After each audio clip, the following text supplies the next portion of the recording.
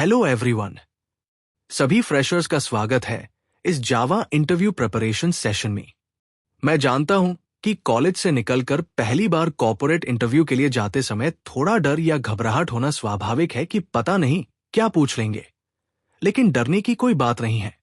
आज के इस सेशन में हम कोई लंबा लेक्चर नहीं देने वाले हैं, बल्कि बिल्कुल point two point core Java और उप्स के सवालों पर डिस्कस करेंगे जो हर फ्रेशर से इंटरव्यू में पूछे ही जाते हैं।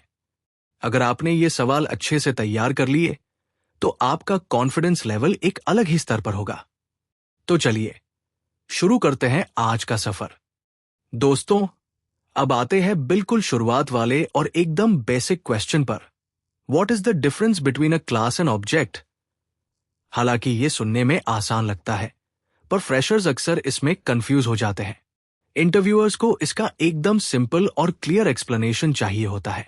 उन्हें बताए कि क्लास एक ब्लूप्रिंट या टेम्पलेट होती है।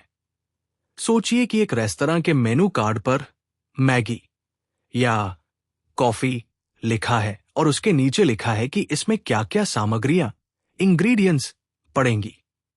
ऑब्जेक्ट एक रियल इंस्टेंस, जब आप वेटर को ऑर्डर देते हैं और किचन से गर्मा गर्म मैगी की प्लेट आपकी टेबल पर आती है, तब आप उसे सच में खा सकते हैं। उसने टेबल पर फिजिकल जगह भी ली है। इस बेसिक कॉन्सेप्ट को क्लियर करने के बाद इस क्वेश्चन सेट का अगला सवाल जो आपसे पूछा जा सकता है वो ये है, what are the basic concepts of OOPs and advantages? चलिए देखते हैं कि इसका जवाब कैसे देना है। क्या आपको पता है कि जब इंटरव्यूअर पूछता है कि what are the basic concepts of OOPs and advantages, तो 90% फ्रेशर्स कहा गलती करते हैं। वे सिर्फ 4 पिलर्स के नाम रटकर चले जाते हैं, लेकिन हमें वैसा नहीं करना। देखिए दोस्तों, जब इंटरव्यूअर ये सवाल पूछे तो सिर्फ इनहेरिटेंस, पॉलीमॉर्फिज्म, एनकैप्सुलेशन और एब्स्ट्रैक्शन के नाम मत बताओ। उन्हें साथ में ये भी बताओ कि इसके असल फायदे क्या है, जैसे कोड रीयूजेबिलिटी, मेंटेनेबिलिटी और सिक्योरिटी। और हाँ, इसे और आसान बनाने के लिए एक रियल वर्ल्ड उदाहरण जरूर दो, जिससे इंटरव्यूअर को तुरंत समझ आ जाए कि आपको कॉन्सेप्ट की गहराई पता है।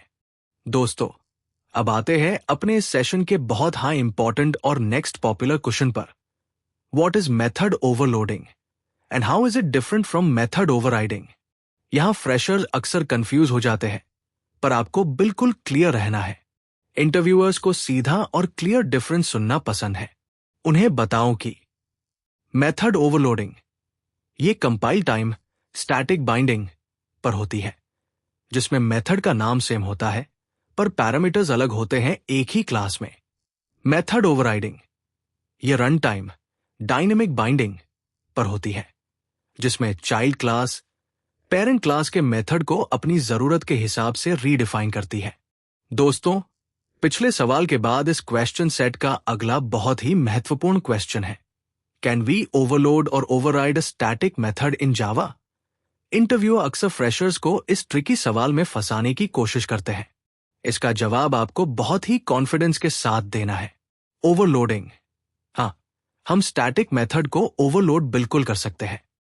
बस एक हाई क्लास में मेथड का नाम सेम होना चाहिए और पैरामीटर्स अलग होने चाहिए।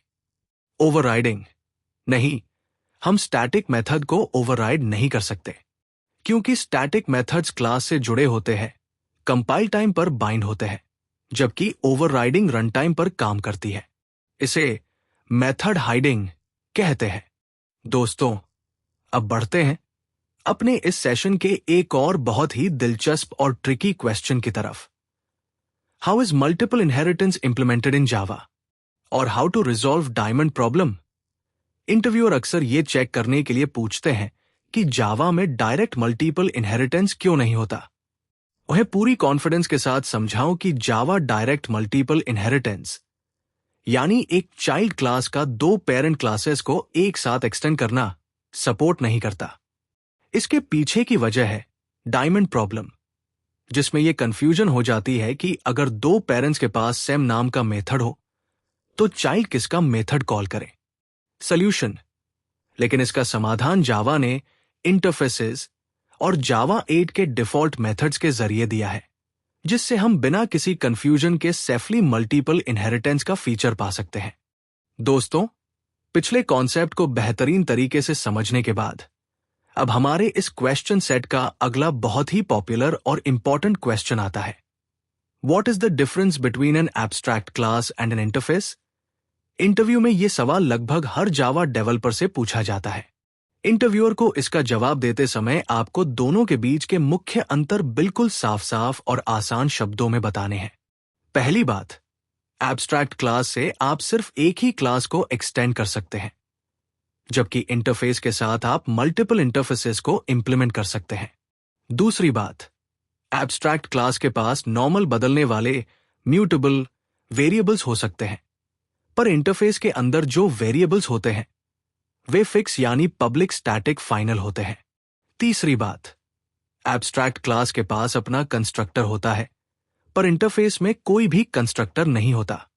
और सबसे आसान पहचान यह है कि abstract class is a relationship को दर्शाती है, जैसे डॉग इज एन एनिमल, जबकि इंटरफेस एक कैन डू को रिप्रेजेंट करता है।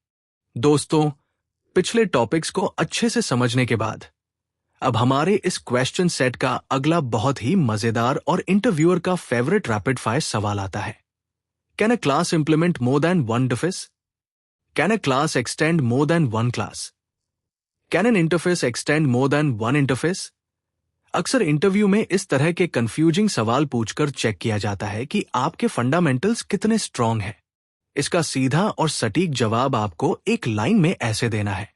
क्या एक क्लास एक से ज्यादा इंटरफेस इंप्लीमेंट कर सकती है? यस। क्या एक क्लास एक से ज्यादा क्लास को एक्सटेंड कर सकती है? नो। जावा में मल्टीपल इनहेरिटेंस सीधे क्लास लेवल पर अलाउड? नो। क्या एक इंटरफेस एक से ज्यादा इंटरफेस को एक्सटेंड कर सकता है? हां। एक इंटरफेस दूसरे कई इंटरफेस को एक साथ एक्सटेंड कर सकता है? यस। दोस्तों, UPS के पिछले बेसिक कॉन्सेप्ट्स क्लियर करने के बाद अब हमारे इस क्वेश्चन सेट का सबसे बड़ा और महत्वपूर्ण कोर क्वेश्चन आता है। Explain encapsulation, polymorphism and inheritance with example. Interview में यह समझ लीजिए कि यह क्वेश्चन 90% चांस के साथ पूछा ही जाता है। इंटरव्यूअर को एक्सप्लेन करते समय इन 3 मुख्य पॉइंट्स को स्टेप बाय स्टेप रखें। पॉइंट 1, एनकैप्सुलेशन, डेटा हाइडिंग और सिक्योरिटी। मतलब डेटा, वेरिएबल्स और मेथड्स को एक सिंगल यूनिट क्लास में बांधना। कैसे समझाएं?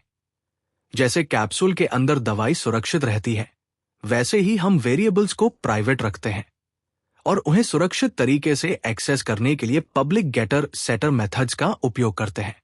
पॉइंट 2, पॉलीमॉर्फिज्म, एक नाम अनेक रूप।